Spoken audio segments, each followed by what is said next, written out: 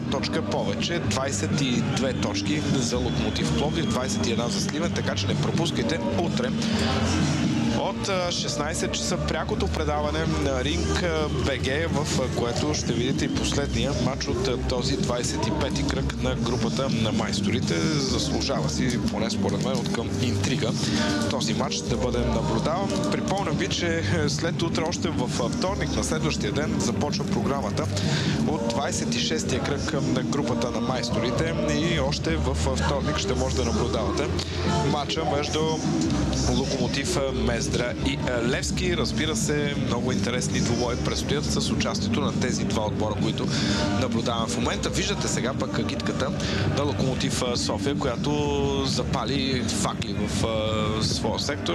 Може би най-многобройната агитка на Локомотив София, която сме виждали от доста години насам при гостуване на тима. Само да си довършим мисълта. Литекс гостува следващия кръг на ЦСКА, а пък Локомотив